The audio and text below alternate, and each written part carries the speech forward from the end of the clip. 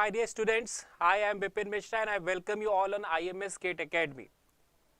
And once again, welcome you all in this smart revision series of IMS Academy. So, yesterday we started the revision of subject power system, and in the part 1 we have discussed few of its topic. This is going to be the part 2, and today also we will discuss some of the topics. Okay. So, power system, as we discussed, has a very vast syllabus. Okay, revising power system in only one instance will be a very difficult task. You may take 1 day, 2 day, 3 day and more than that time. So, here the purpose is we have divided the complete power system syllabus into 3 slots, and in these 3 slots of 1 and 1.5 hour we will be able to revise this complete subject. Okay. So, as we know that power system is a very important subject. It has a weightage around 11 to 13 marks, and these are the topics which are very important. Yesterday we discussed fault analysis and load flow analysis. Now today we will discuss compensation technique, insulator cables and distribution. Okay. So let's get started. Good afternoon Jiten, welcome to IMS Academy.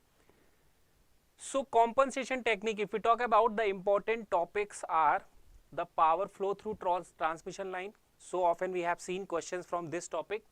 Another important topic is method of reactive power control, then traveling wave and load frequency control. So these are the topics. So let's get started with the power flow through transmission line. So just see this. This is the mini power system or single line diagram of power system that you can see here. We have the generating station. The voltage here is Vs angle del. We have the receiving end connected a load, and the voltage at the receiving end is Vr angle 0. The power, active and reactive power at the sending end are Ps and Qs, and those at the receiving end are Pr and Qr, Ps Qs and Pr Qr. Okay. Now this is the transmission line whose ABCD parameters should be known to us. Okay. So this transmission line will normally have an impedance Z equals to R plus J XL. Okay. And the ABCD parameters are A equals to A angle alpha, B equals to B angle beta, C equals to C angle gamma, and D equals to D angle alpha as well. Okay. Now what is this Z? So we know that Z is R plus JXL, the impedance of the transmission line. Okay. Now what is this B angle beta? So B angle beta is nothing but the Z angle phi. Okay.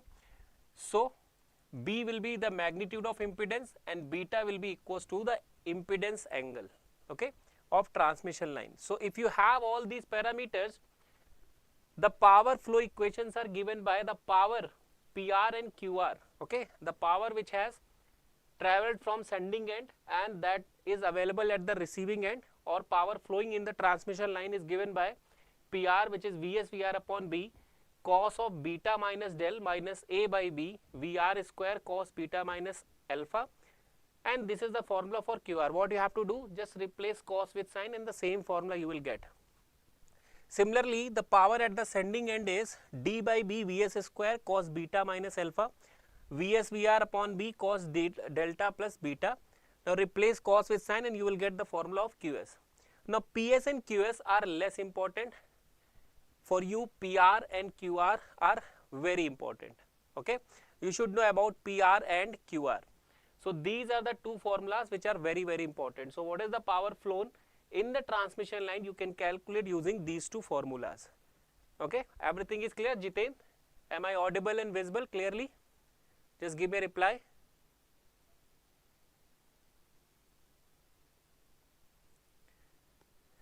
Is there everything fine?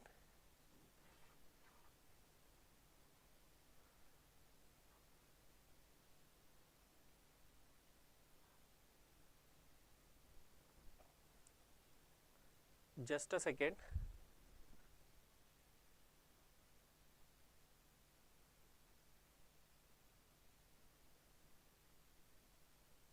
See, everything is fine.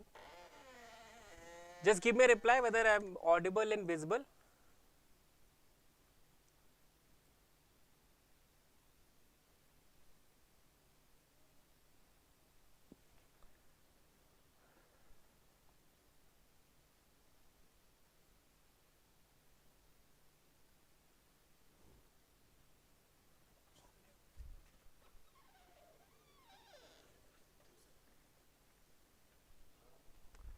Okay.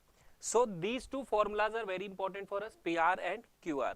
Now we have something generalized case. So in power system, normally the resistance of the transmission line is very less as compared to the inductive reactance. So we can neglect the value of R. Okay. So if R value is neglected, Z will be only XL, isn't it? Z will be only XL. So what we can write for Z? Z angle phi, this will be equals to B angle beta, and this will be equals to XL angle 90. Okay, so beta value is 90 right now. So when you will replace beta to be 90 here, the what will be the new formulas that you will be having?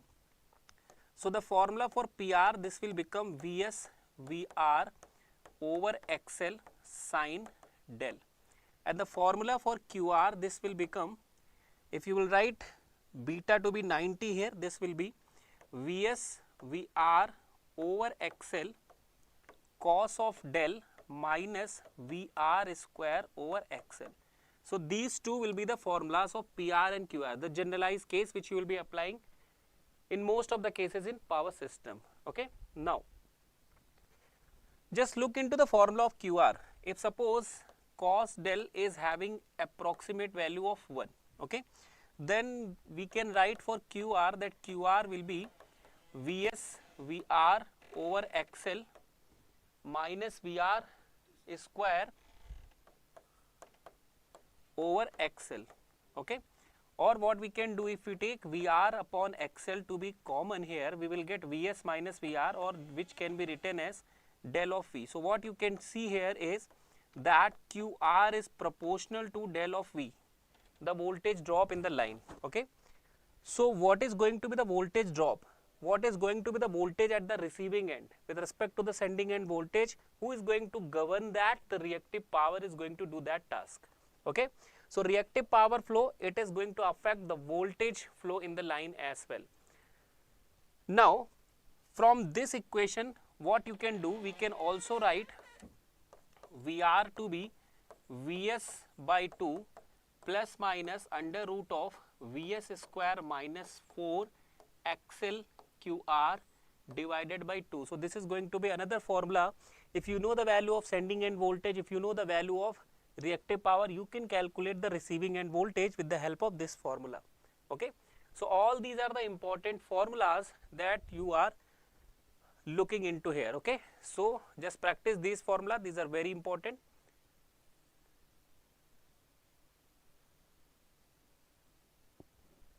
Fine. So this formula for QR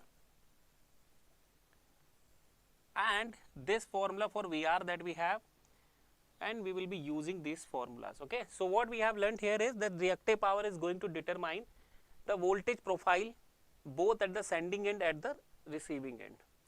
Now if you look into the voltage regulation, why we are talking about voltage regulation? Because you have seen if reactive power is there might be some difference at the receiving end voltage with respect to what has been sent from the sending end. So we need to calculate the voltage regulation. So voltage regulation is given by this formula. It is IR upon VR, R cos phi R plus XL sin phi R, and this we have for lagging load. Okay. This we have for lagging load. What are the different parameters here? Just see, if this is VR and if this is your IR current, then angle between them is denoted by phi R. Okay. The angle between them is phi R, and also we have impedance triangle in which this is R, this is XL, and this is Z, and this is known as theta, the impedance triangle. Okay. So we have something called as phi R, the power factor angle, and we have something called as theta, the impedance angle. So voltage regulation is given by this formula, and if you know what is the voltage regulation at lagging load, you can determine at other load as well. For example, voltage regulation lagging upon voltage regulation leading, this is the formula. For lagging load you will be using plus sign here, and for leading load you will be using minus sign here. So this is the voltage regulation. Now condition for maximum voltage regulation. So the condition for maximum voltage regulation is phi R should be equals to theta. That is, the power factor angle should be equals to the impedance angle. Okay. This impedance, that triangle that we have drawn, is for transmission line. Okay. We are not talking about the impedance of the load. Okay. that is being the topic of discussion in terms of the power factor. Fine.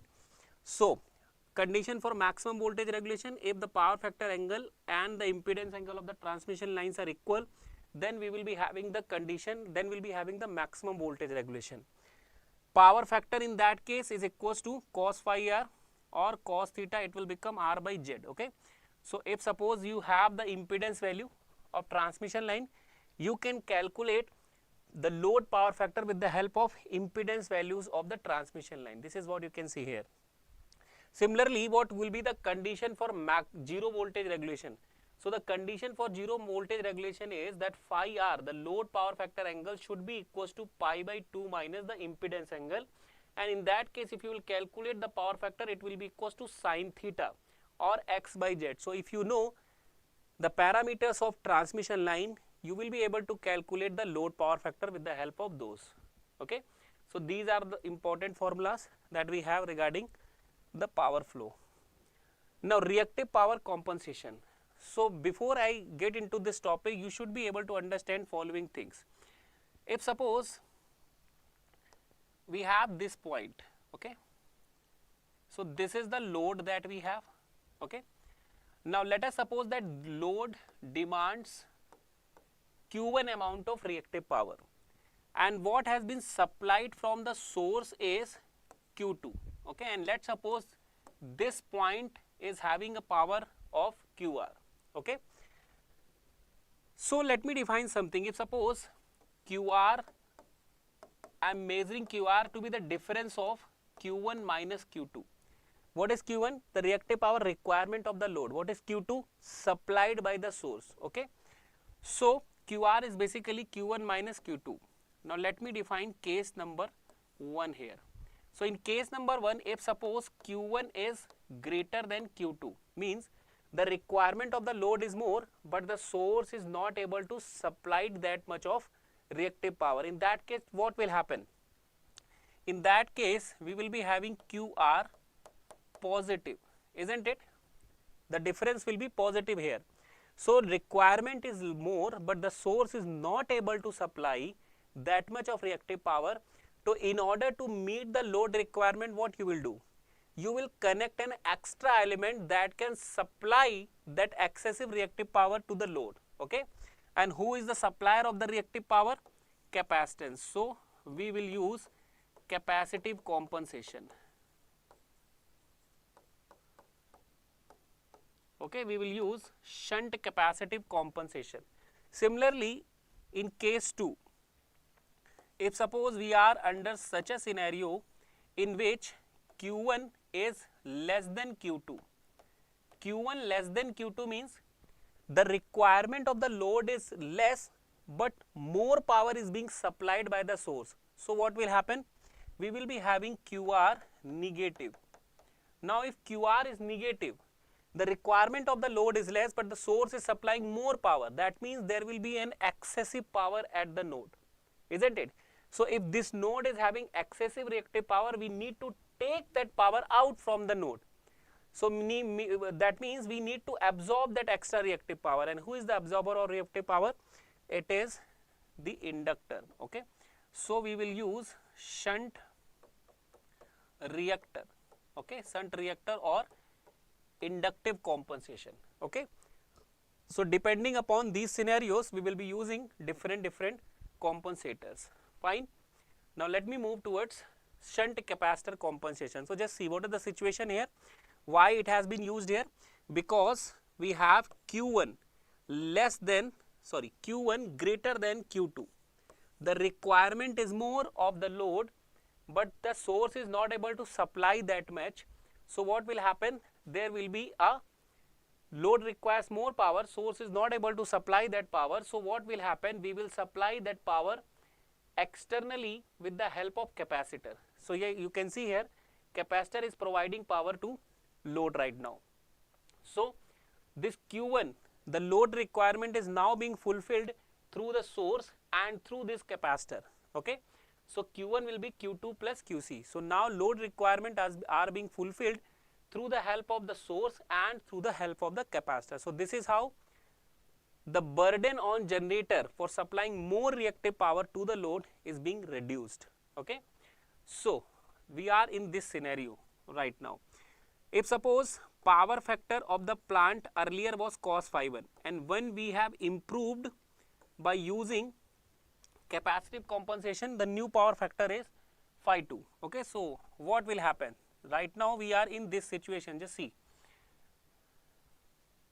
let us suppose that load require P1 amount of active power, and earlier it requires Q1 amount of reactive power. Okay, and at that time the power factor angle is phi 1. Now what has happened, this requirement of load when we are using capacitive compensation is being reduced up till Q2, isn't it? So this amount will be Q2 amount, and this amount will be QC amount, and the new power factor angle will be phi 2. Okay, so you can see the the angle is decreasing. So what will happen? We will be having cos phi 2 greater than cos phi 1. So there is an improvement in power factor. Okay, so power factor improves.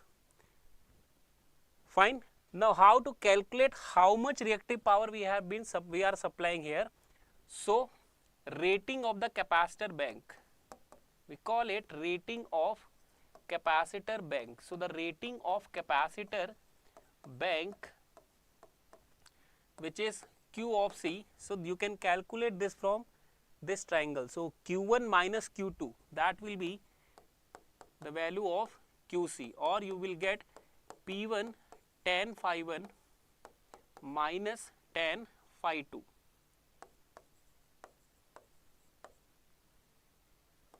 So that will be the rating of the capacitor bank. Okay, three-phase rating of the capacitor bank.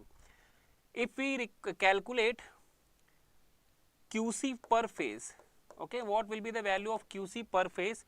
So we can calculate this by using this formula, V phase I phase into sine of phi. Okay, and it is a pure capacitor, so phi value will be 90 here. So what we can write here, V phase sine 90 will be 1, and I phase will be V phase divided by XC.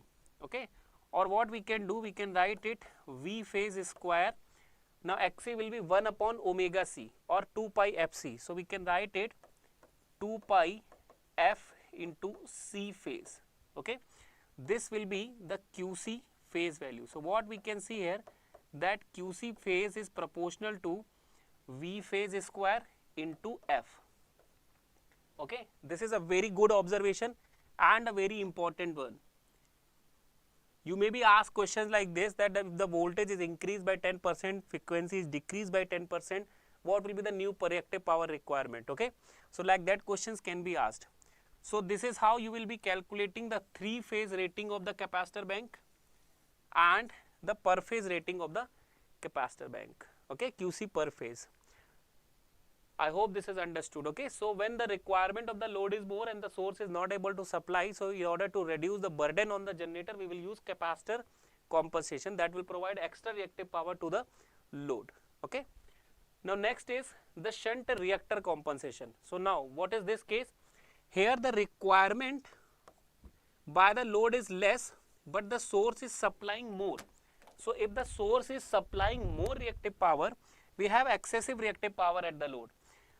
So if we have excessive reactive power at the node, we need to draw this reactive power to an external source, to an external load. So we will use inductive reactance that will draw extra reactive power available at this node. Okay, so what will be Q1, what will be Q2? Q2 is going in load and in inductor as well. So Q2 will be Q1 plus QL, or QL will be Q2 minus Q1. Now again, if I do the same analysis, now what situation we are in, just see. So this is, let us suppose our P1 is, okay, earlier we were having Q1, here, and this extra QL is being taken by the load, and this is our total Q2. So the power factor earlier was phi 2, now is phi 2, and earlier the power factor was phi 1. Okay, So here we had the power factor earlier of cos phi 1 and the combination will have a power factor of cos phi 2. So angle is increasing. So what will be the new power factor? Cos phi 2 will be less than cos phi 1. So power factor becomes poor, and whenever you will use inductor, this will happen with the power factor. Okay, so power factor becomes poor. Now if we calculate the value of QL, okay, rating of the inductor, rating of compensating element, we can also use this name. So just see how much reactive power this inductor is absorbing. This will be equals to what? From this triangle it will be equals to Q2 minus Q1. So we will get P1 tan phi 2 minus tan of phi 1. That will be the QL, 3-phase rating of the inductive compensation. Now again, if suppose we want to calculate what will be QL per phase, then how you will calculate QL phase? That will be equals to V phase, I phase, sine of phi, and phi is 90 here. Okay. So what will happen? We will write it V phase, and I phase might be written as V phase upon x of L. So this will be V phase square over XL might be written as omega L SH. Okay. Or let me write omega to be 2 pi F. Okay. So this will be QL phase. Now you can see that Q of L phase is proportional to V phase square upon F. Okay. Earlier it was, in case of capacitive compensation, it was proportional to V square F. Now here it is proportional to V square upon F. Okay. So this is how you can calculate the rating of inductor required, inductive compensation required, 3-phase rating, single phase rating as well. Okay. And what is the purpose of using reactor? The purpose of using reactor is to draw the excessive reactive power available at this node out from the node. Okay. So this is how shunt capacitor and shunt reactive compensation are being done. Okay. Ferranti effect. Ferranti effect is nothing but the consequence of this shunt reactive compensation. So guys, if we have excessive reactive power at the receiving end, that will boost the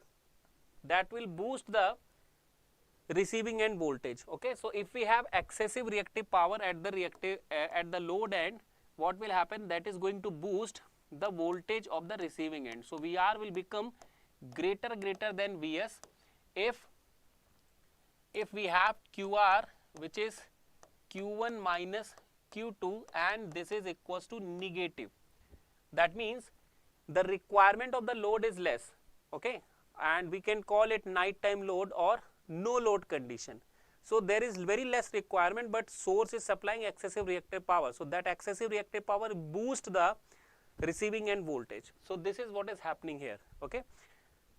So this is called as Ferranti effect. So this is a kind of no load situation or very lightly load situation. So we can assume that IR is 0 here. So we have R, XL and the capacitance. Okay. Ferranti effect will happen in medium or long transmission line.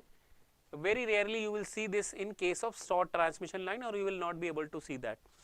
Now if we draw the Laplace equivalent circuit of it, and you know that R is very less than XL, so we can ignore that. We will get XL and 1 by SC. Okay.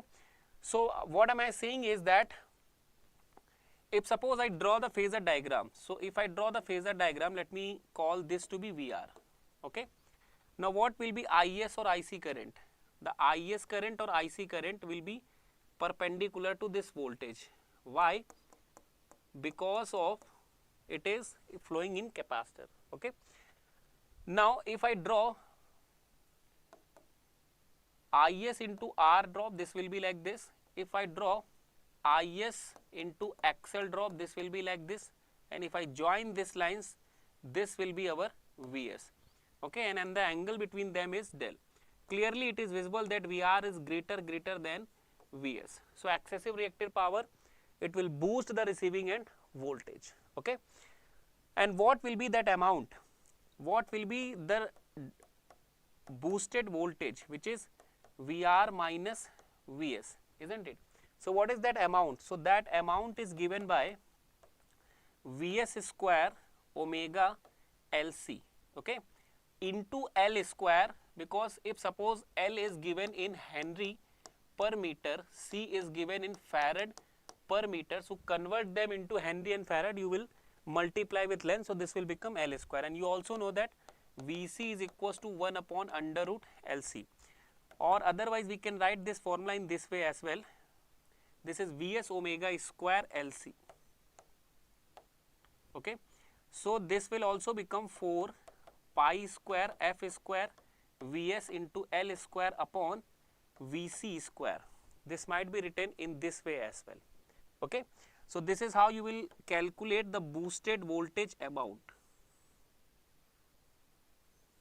This is how you will calculate the boost in the voltage, okay.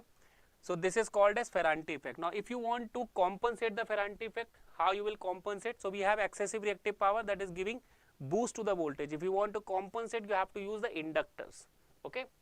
So if suppose without compensation, what is the situation? Without compensation, Ferranti effect normally occurs at no load.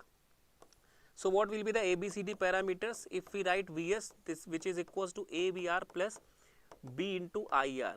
Now since IR is 0, since we have IR 0, so VR that will be equals to Vs over A, okay.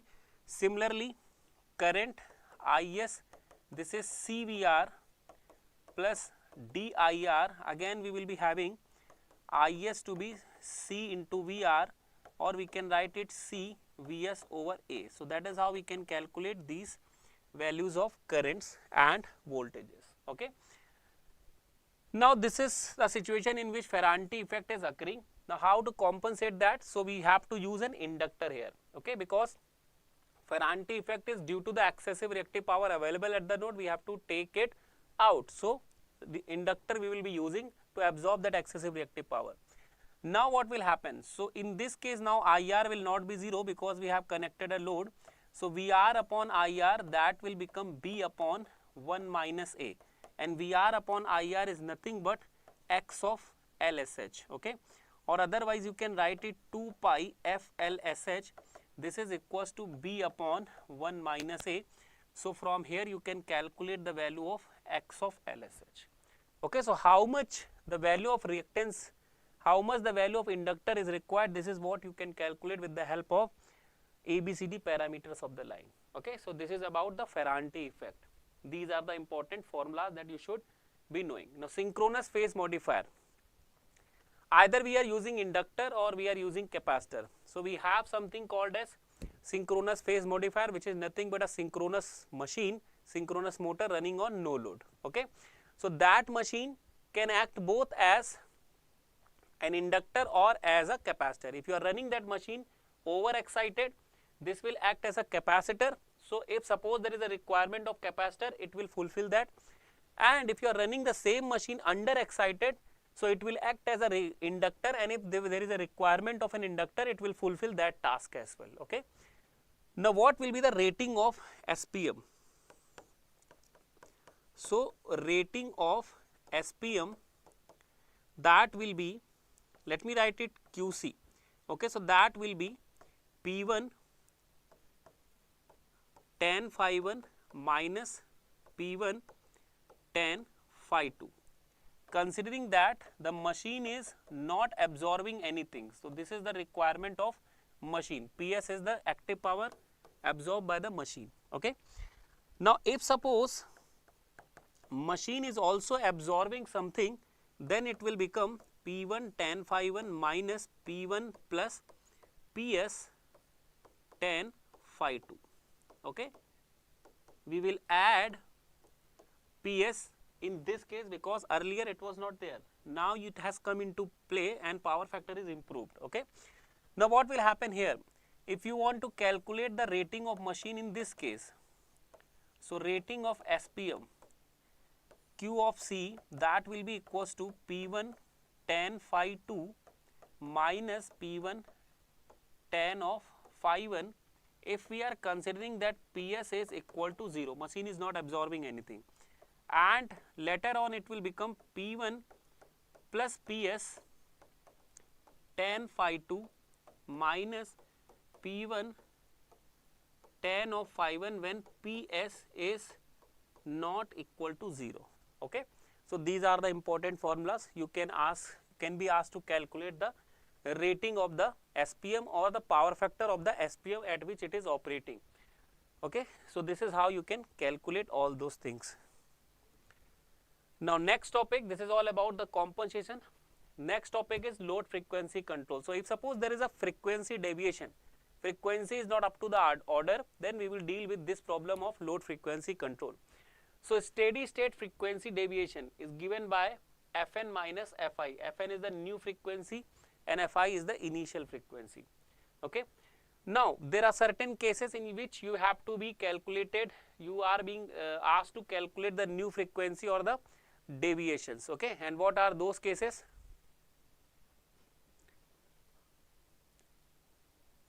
Sorry Jiten, I was not able to see your comment. Cos del is 1. We are assuming that. Okay, Jiten, we are assuming cos del to be 1.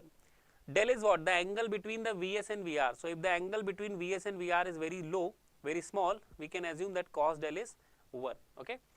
So now there are few cases under which we have to calculate new frequency or the frequency deviation. The first one is sudden load demand. If suppose there is a sudden load demand, in that case frequency may deviate. So the new frequency will be initial frequency Hs minus del Pd Td upon Hs whole to the power 1 by 2. If suppose there is a sudden load loss is there, in that case also frequency may deviate, and in that case we will be using a plus sign here. Okay. So what are the different thing here? H is inertia constant. Okay. Inertia constant, and the unit will be megajoules per MVA. What is S? S is the machine rating. S will be the machine rating normally given in MVA, and then we have del PD, which is load demand or load loss. Okay, it can be anything, load demand or load loss, depending upon what is this, you will use the respective formula. Then we have TD, which is time delay. Okay. Now we also have another formula through which we can directly calculate the frequency deviation. This is minus del PD upon Deber P upon Deber F plus 1 by R. Okay, this is also one of the formulas. So what is different things here? R is speed regulation parameters. R is speed regulation parameter, and its unit is Hertz per megawatt. Del PD, as you know, is the load demand or load loss. So del PD will be negative in case of load loss, and it will be treated as positive in case of load demand. Okay. And then what is Deber P upon Deber F? This is change in P over the change in F. Okay. So these are the important formula regarding the load flow, you should know. And then something which is very important is droop characteristic.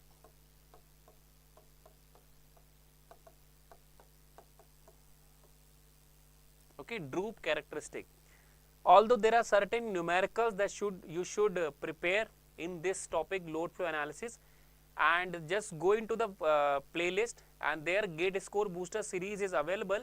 So there I have covered questions on load frequency control. So what are the possible questions that can appear in the gate exam? All has been covered there, so you can just go and watch that particular lecture. Okay. Now droop characteristic.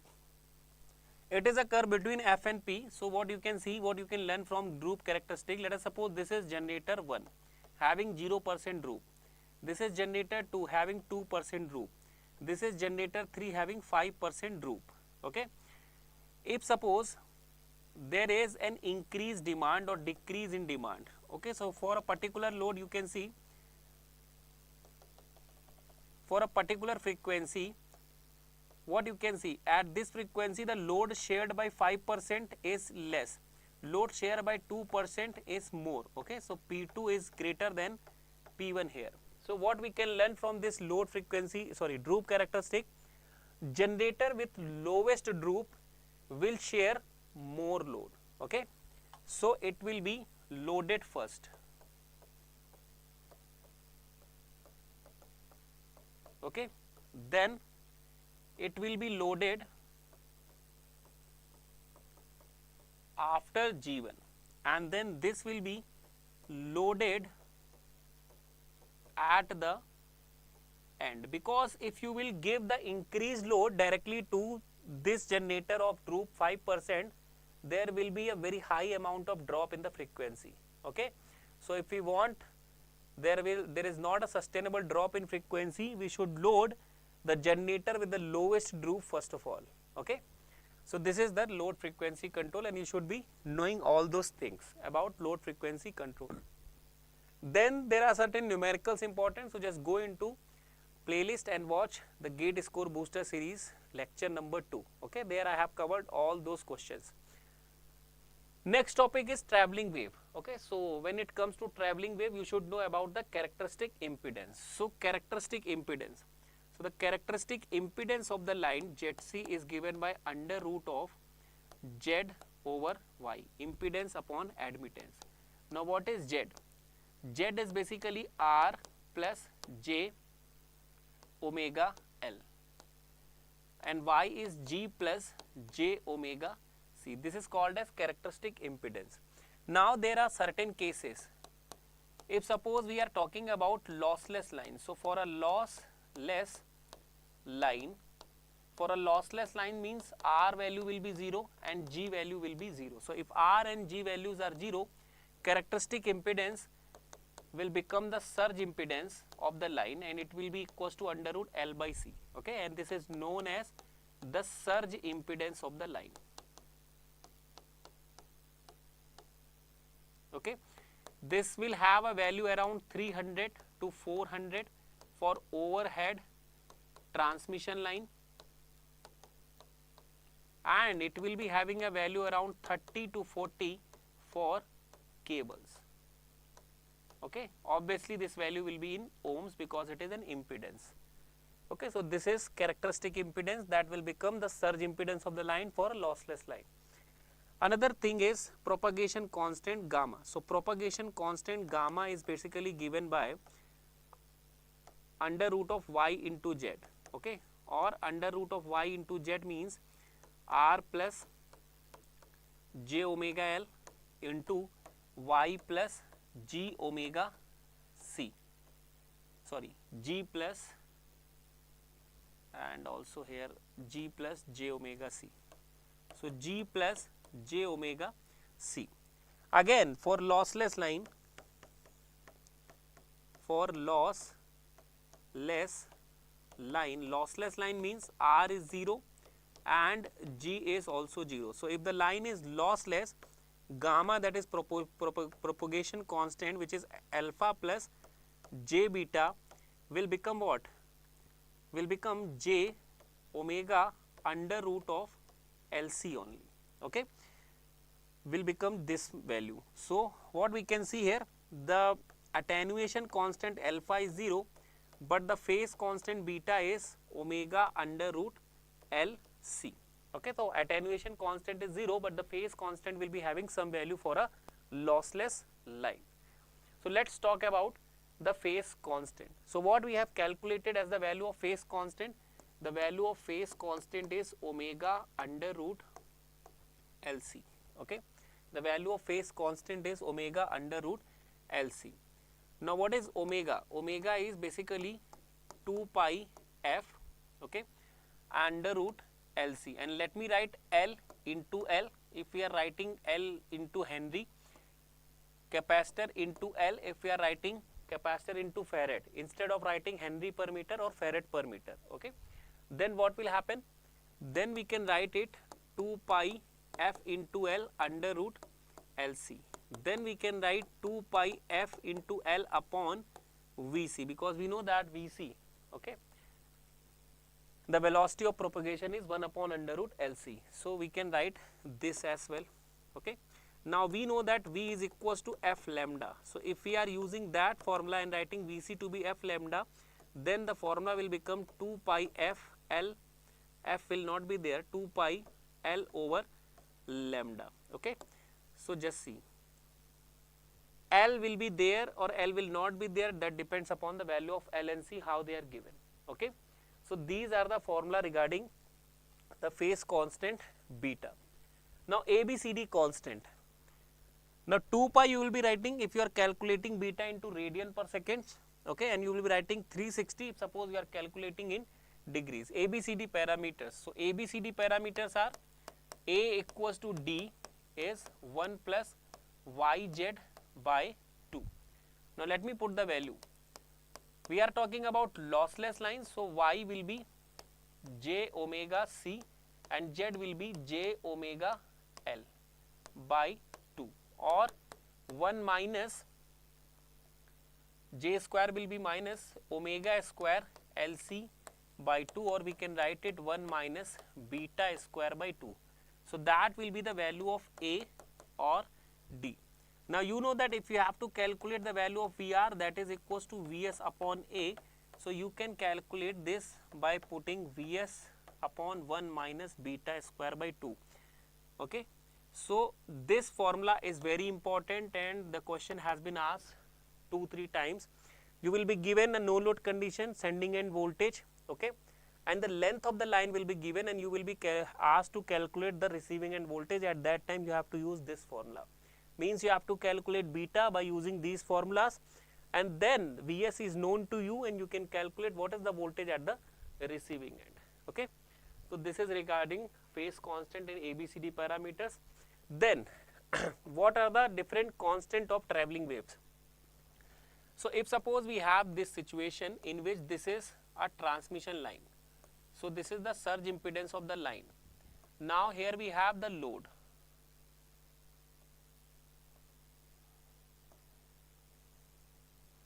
ZL. Okay.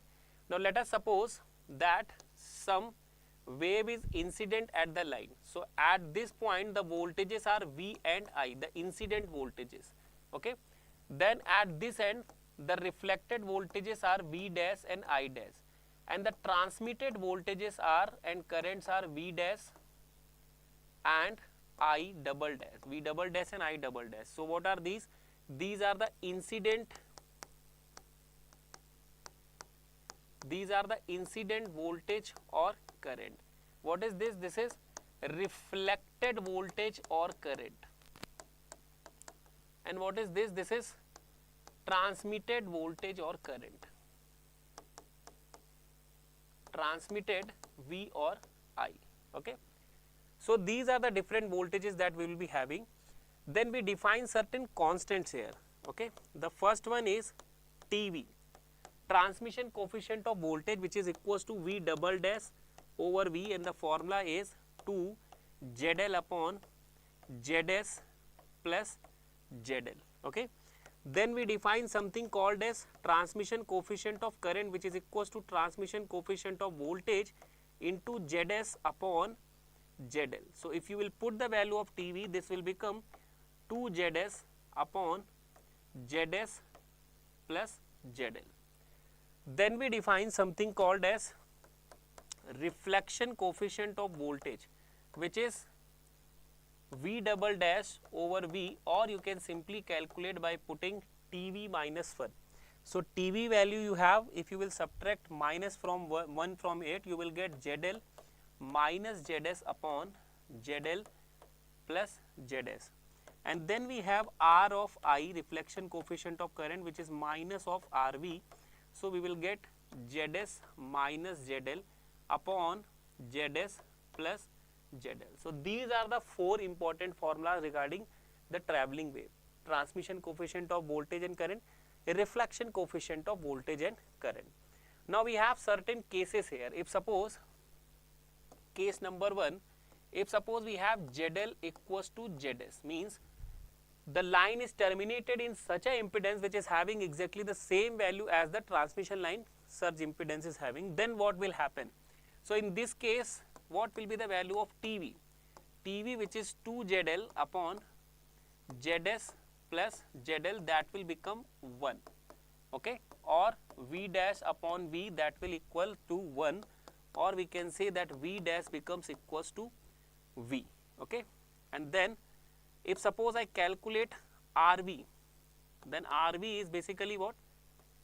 TV minus 1, or we will get it 0, which is V dash upon V, which is 0, that means V dash will be 0, okay.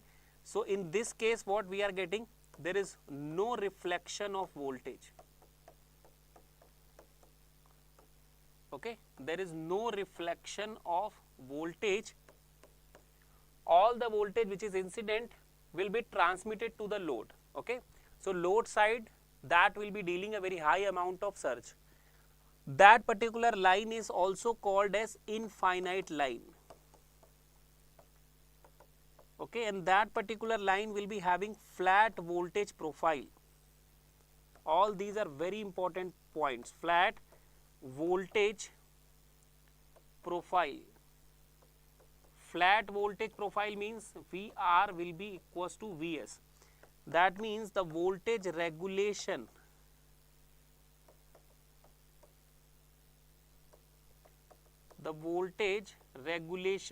will be equal to 0, okay, and the efficiency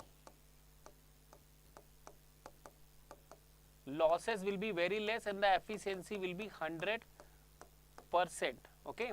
That line is also called as tuned line or infinite line. These are the popular things that you will be seeing under this case, okay. Now let me take the second case. So in second case, if suppose ZL is 0, or yes, we have short circuit. So what will be the value of TV? With this formula, if we will put the ZL value 0, we will get TV equals to 0. That means V double dash upon V, this is equals to 0. That means V double dash will be 0. And if suppose I calculate TI, so what is the formula of TI? 2ZS upon ZS plus ZL. So what will be the value of TI? That will be equals to 2, okay. And what will be the value of RV?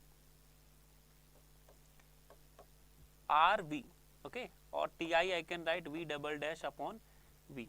RV will be TV minus 1. So we will be having minus of V, and this is equals to V dash upon V, okay. So what we will get? V dash will be equals to minus of V. Fine. So what you can see from here, when ZL is equals to ZS, there is no reflection, but when ZL is 0, means the line is shorted. Line is receiving a short circuit when it is reaching to the load side. So if it is receiving a short, then there is no transmission of voltage. Whether there will be a voltage in a short? No. Same concept you have to utilize here, okay. So what will happen? No transmission of voltage.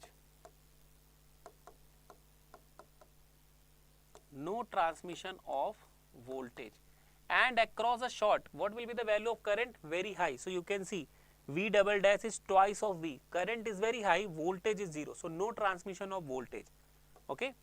And you can see that V dash is equals to minus of V. No transmission. Whatever is being incident, the whole part will be reflected back. So the generator will be in danger, isn't it? So this is a case of pure reflection, isn't it? Whatever is incident, the same will be reflected back towards the generator side, okay. So this is the second scenario you will see.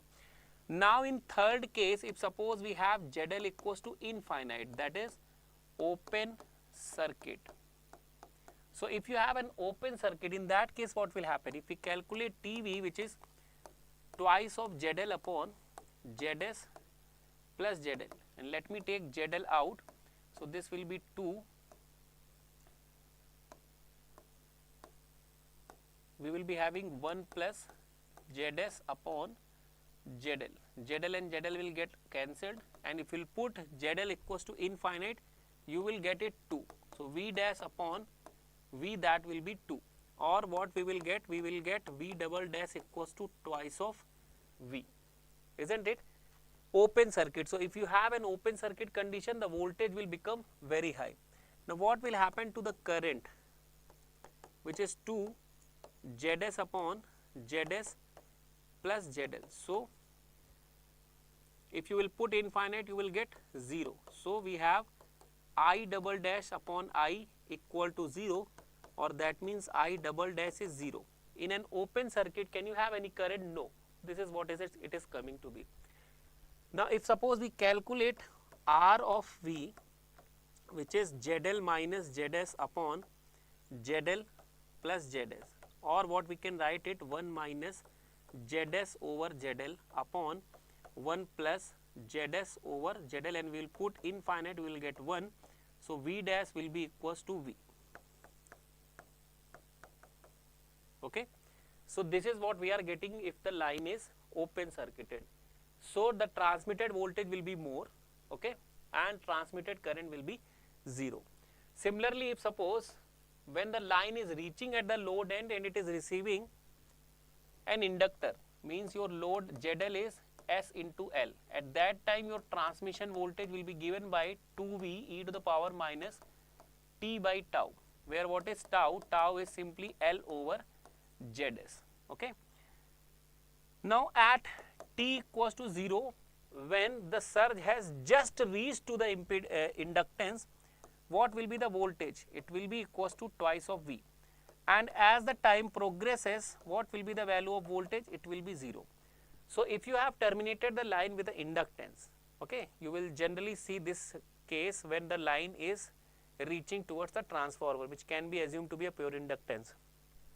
So when it has just reached to the load, okay, and load is having inductance, there will be very high amount of surge it will receive, but as the time progresses, the surge magnitude will become 0, kind of surge eliminator, isn't it? Similarly, if suppose I have capacitance Zs equals to 1 upon Sc, in that case this voltage V dash will be twice of V, 1 minus e to the power minus T by tau. What is tau here? Tau is basically Zs into C. Okay. Now at T equals to 0, what will be the value of V double dash? So at T equals to 0, the value of V double dash, it will be equals to 0. Okay. And T equals to infinite, the value will be twice of V.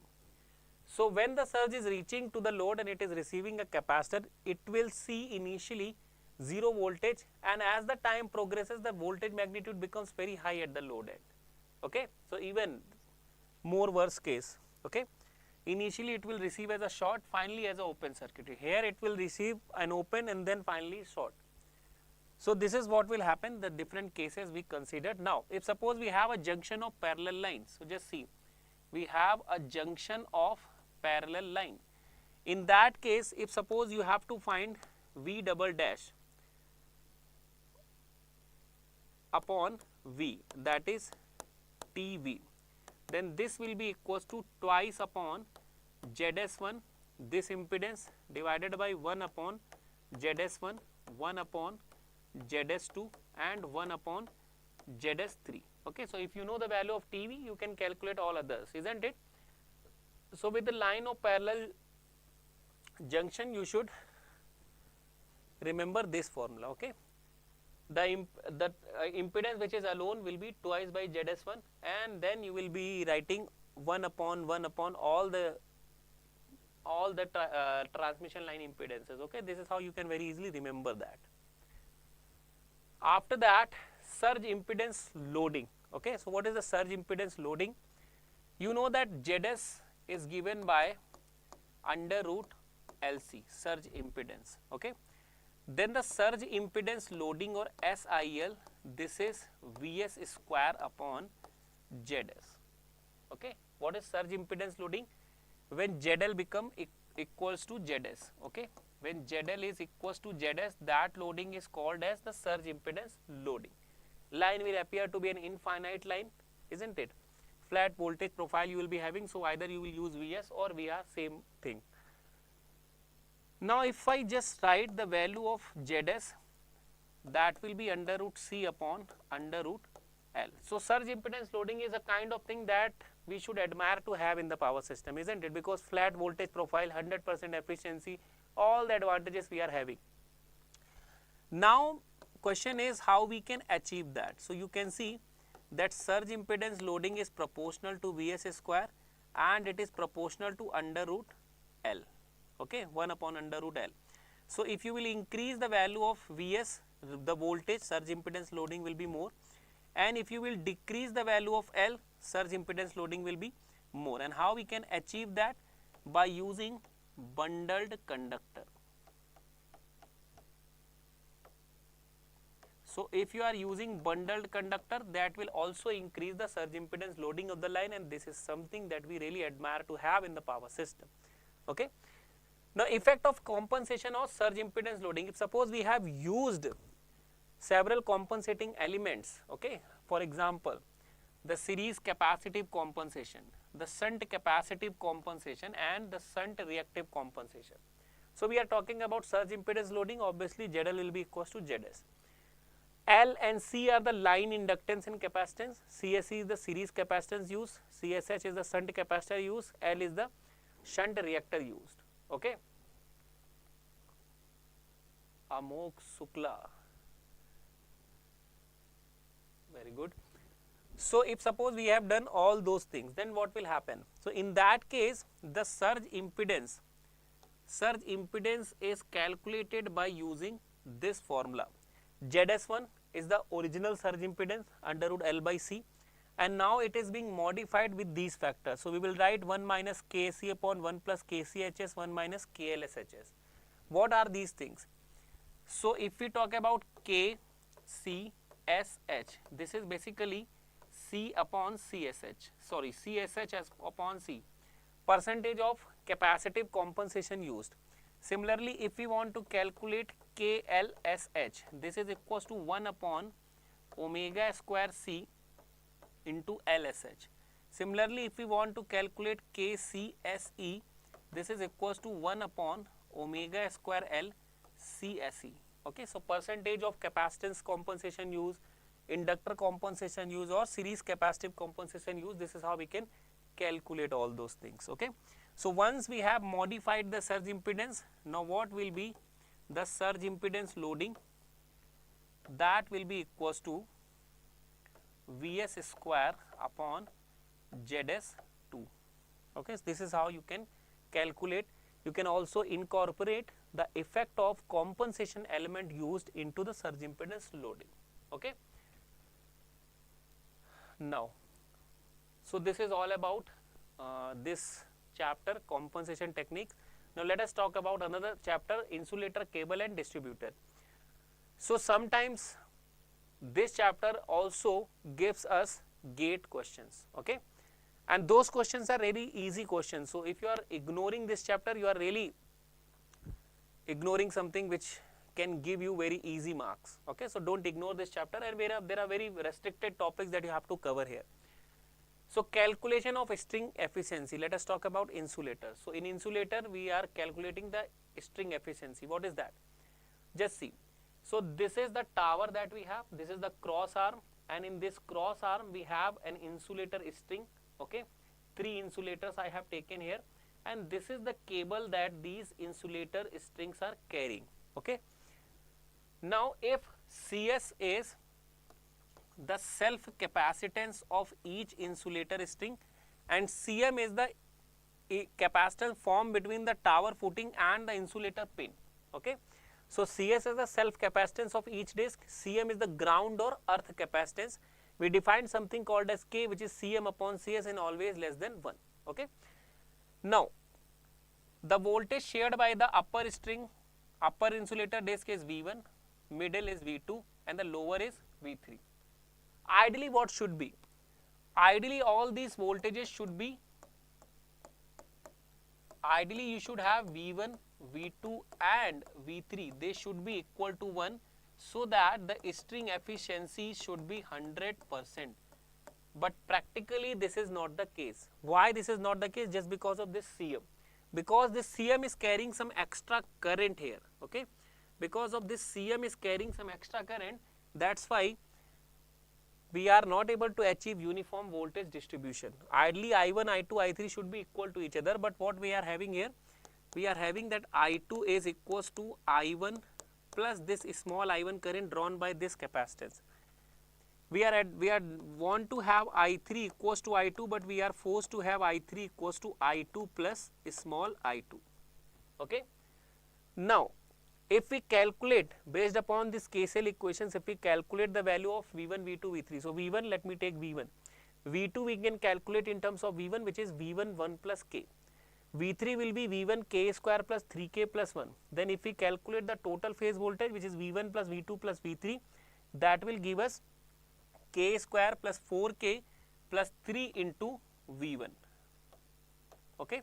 Now string efficiency is the total phase voltage divided by number of insulator and the voltage nearest to the conductor, voltage of disc nearest to the conductor, that is V3 here. So when you will put the formula, you will get all these values, okay. This is the formula of string efficiency. Now you tell me, if you want to have 100% string efficiency, what should be the value of K? It should be 0, isn't it? So for string efficiency to be 100%, the K value that you should be having must be 0. If we put K to be 0 here, we will get 100% efficiency. K 0 means CM must be 0. There should not be CM. But if CM is there, it is drawing some current. That's why this non-uniform distribution we are having, okay.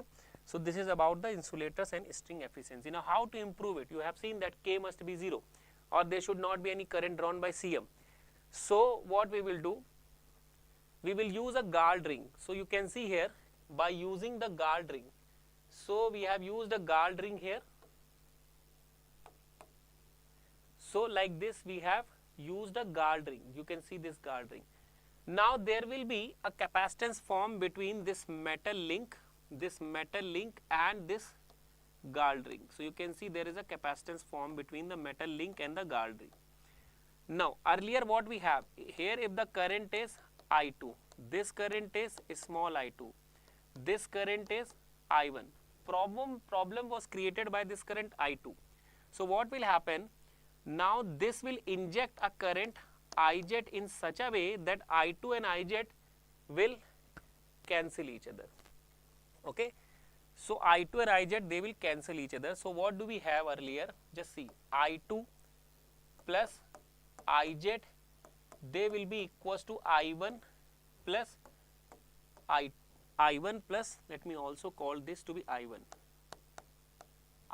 plus I1, okay. Now if suppose IZ can be made equal to I1, that will lead into I2 equals to I1, that will lead into V2 equals to V1, and ultimately we can have 100% efficiency. This is what we are doing here, okay. So guard ring and metal link, there will be a capacitance formed in between them, and it will inject a current in such a way that this current can be neglected, so that uniform current is flowing and uniform voltage can be obtained, okay. Now how to calculate, what value of capacitance we are using here, okay. So we have a formula, capacitance to pth metal link, and we are moving from up to down here like this. So Cp is equals to P Cm upon N minus P, where P is the metal link number and N is the total number of discs. For example, if suppose we are calculating Cz, so for Cz, if you are coming from up to down, P value will be 1, N value is 4, number of insulators are 1, 2, 3, 4. So what will be the value of Cz? It will be 1 into Cm upon 4 minus 1, that is Cm by 3. Similarly, if you want to calculate C of x, so for x, P number is 3, N number is 4, so you will get 3 Cm upon 4 minus 1, that is 3, isn't it? 3 Cm upon 4 minus 3, that is 1. So you will get 3 Cm. This is how you can calculate the value of Cx, Cy and Cz, okay. So this is about the insulators. Now cables. So just see, this is what do we have as power cable. So in power cable we have inner conductors, okay, and these are called as the core of the conductor. We normally use aluminium or copper. If suppose there are 3 conductors, we will call it 3 core cable, okay. Similarly, more number of conductors are there, 6, 9, it will be 6 core, 9 core, like that. Current will be voltage and currents will be given to the conductor inside the cable. Protecting the conductor we have insulation, and protecting everything we have sheath here, okay. So insulation will be normally of PVC, rubber of XLP, cross-linked polyethylene, or sheath will be armor, lead or steel, not steel, steel. Now if we look into this cable, just see, we have an internal radius of conductor, we have an external radius from conductor center to sheath, and then we have an resistance formed between the conductor and the sheath, and capacitance formed between the conductor and the sheath. So this is called as resistance of the cable, which is equals to rho upon 2 pi L ln R by R. And the thing that you should be aware of here, that insulation resistance of cable is proportional to 1 upon n, inversely proportional to the length. Capacitance is given by 2 pi epsilon naught R epsilon R upon ln R by R. R is the smaller radius, capital R is the bigger radius, okay. So these are the 2 formulas that you should know, okay. Then dielectric power loss of the cable, okay. So a cable can be understood as the parallel combination of resistance and capacitance excited by an external source. So if I just draw the phasor diagram of it, what we will get, just see. So the phasor diagram of it will be, if we have this voltage V, okay. So the voltage here is V. Now current IR will be in phase of this voltage, current IC will be leading the voltage. Then the summation of these 2 current will be the current I T here, okay. This angle is del, sorry, this angle will be the phi angle, because it is the angle between the total voltage and total current. So the angle between the total voltage and the total current, that will be phi, and let me call this angle to be del, okay.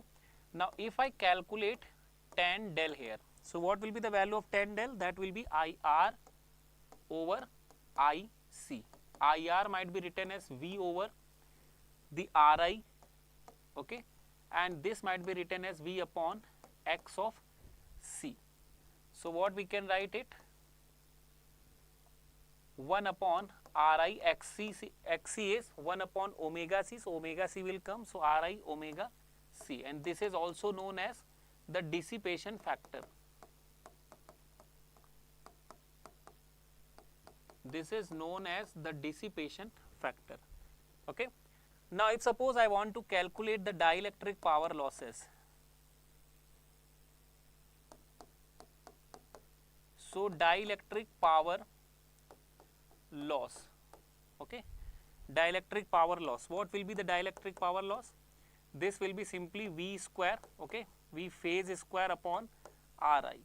Let me introduce the phase and line concept as well.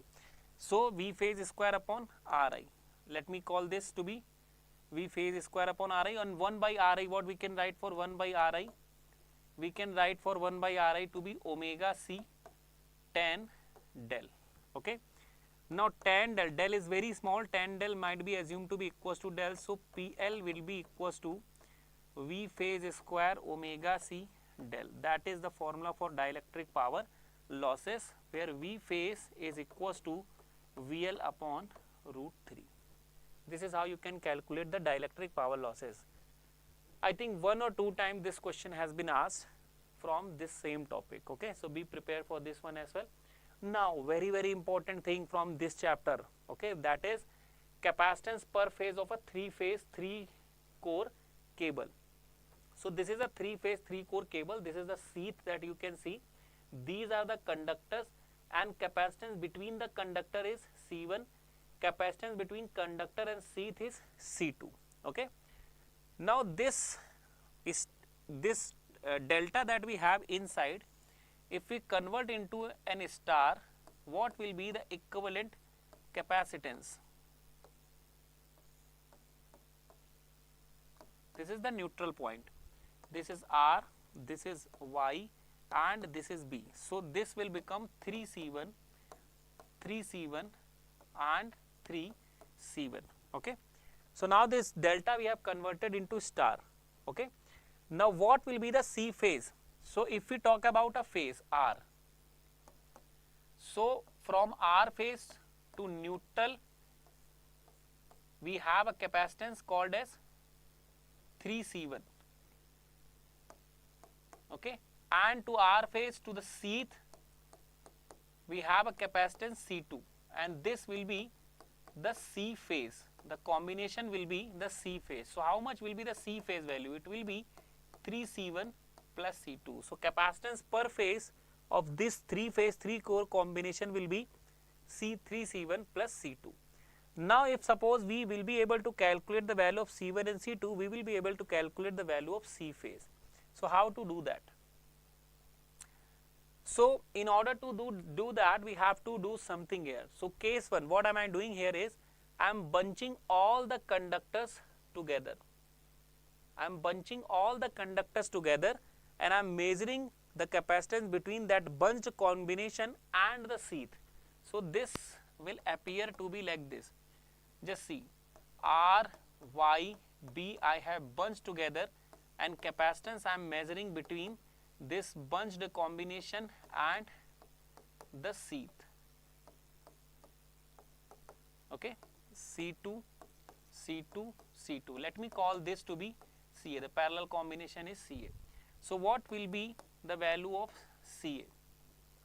If you have 3 resistance connected in parallel, same resistance, the parallel combination will be R by 3. Okay, but if we have capacitor, it will be 3 times C2.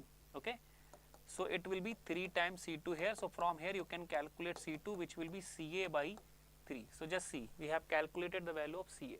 Okay, now what we will do, we will just join these conductors together and the combination with the sheath like this. So if you will do this, what will happen? Only R phase is there. Okay, and from R phase to sheath you have a capacitance called as C1. Okay, then R phase to this particular this side we have again a combination of capacitance called as C1. Then from R phase to sheath we have a capacitance called as C2. Okay, and let me call this combination measured as CB. So what do we have here right now?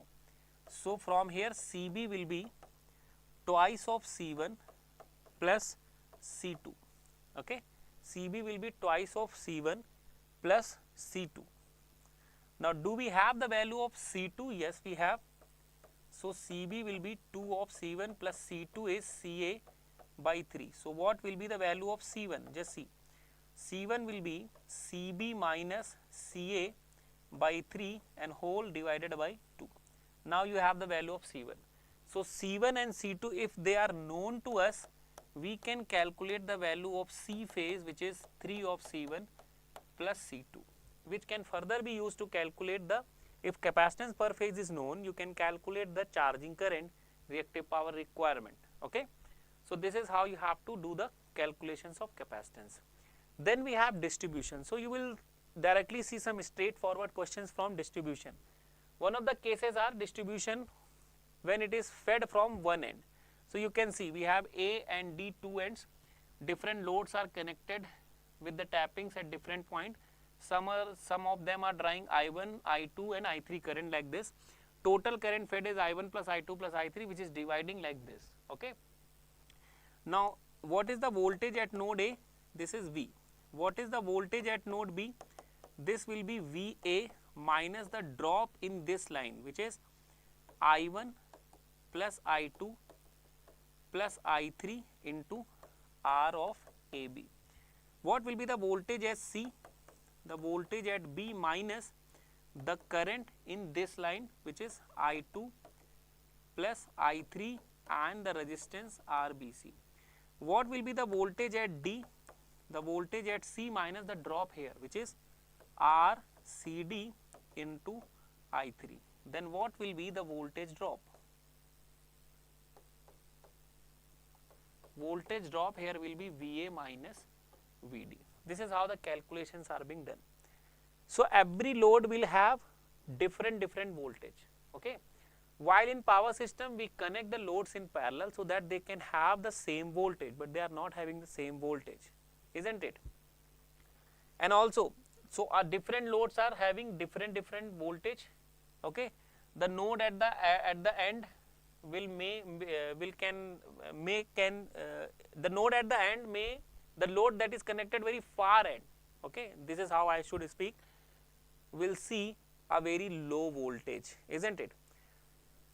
And also, it is here we only have one source. If suppose source goes into maintenance, or if suppose there is some fault in the source, what will happen?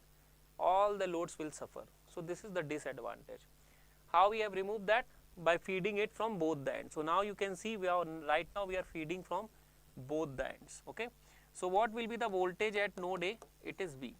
What will be the voltage at node B? It will be VA minus the drop here. So VA minus IA into, let me call the resistance of this section to be RAB. What will be the voltage at C? It will be VB minus the drop here. So drop here will be IA minus I1 into RBC. Similarly, what will be the voltage at D? The voltage at C minus the drop into section CD, and it is carrying current IA minus I1 minus I2 into R of CD, and you can calculate the voltage drop just by calculating VA minus VD. Okay. And VA minus VD is already known to you, so you can use this technique to calculate different currents. Okay. Now the node of minimum potential point, which node will suffer the minimum potential? So the node of minimum potential, how you will find that? Look for the first current change. Look for first sign change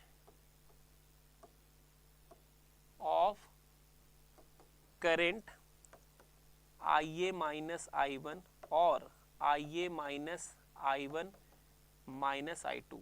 Okay. And that will be the node of minimum potential. So where you will see the first sign change. Okay. So for example, IA minus I1 you are calculating and it is coming to negative, then your node B will be the minimum potential point. If suppose IA minus I1 minus I2 you are calculating and that is coming negative, your node C will be the minimum potential nodes. Okay. Minimum potential node. So we know here that some load will be having minimum potential. So why a consumer should have minimum potential? That is the problem here. Okay. So why this is the disadvantage of this method, and this is how you should do the calculation. All the problems are resolved in ring distribution. So the minimum potential point node, okay, source fed from one end and it is going maintenance, all these things are not there. So this is ring distribution. You can see all the loads are connected in a ring format. Okay. If this is the I1 IA current and here we are drawing I1 current, this section will draw IA minus I1 current, this will draw IA minus I1 minus I2 current, and you can just do the calculation in a similar manner you have done earlier. So what will be the voltage VB here? Voltage VB here will be voltage VA minus IA into RAB. Okay. Similarly, what will be the voltage VC here? So voltage VC here will be voltage at node B minus IA minus I1 into R of BC. Like that you can do the calculations. All the problems of minimum potential node and source fed from one end, all these are resolved here. Okay. So this is all about the insulators, cables and distribution. Okay. So up till now what we have done in part 1 and part 2, if you see, we have taken only 1 hour and few minutes and we have covered so many topics. So in part 1 and part 2 together we have completed compensation techniques, insulator cable and distribution, load flow analysis, And yesterday we started with what chapter? Okay, load flow analysis, insulator, cable and distribution, that is done. Compensation technique is also something that we have completed. Okay, just see the flow of content flow what we have covered here.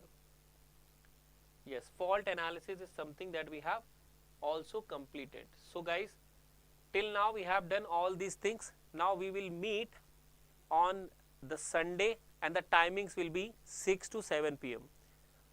Jitendra is saying thank you sir, very good Jiten. So now we will meet on Sunday at 6 to 7 p.m. and we will divide the rest of the chapters.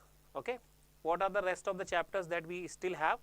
Power system stability, protection system, performance parameters of line. So these three chapters are left and we will together we will do the revision of these three chapters on Sunday. The timings will be 6 to 7 p.m. Okay. So if you are really enjoying the teaching and learning methodologies of IMS GATE Academy, you can join our live online program. Okay.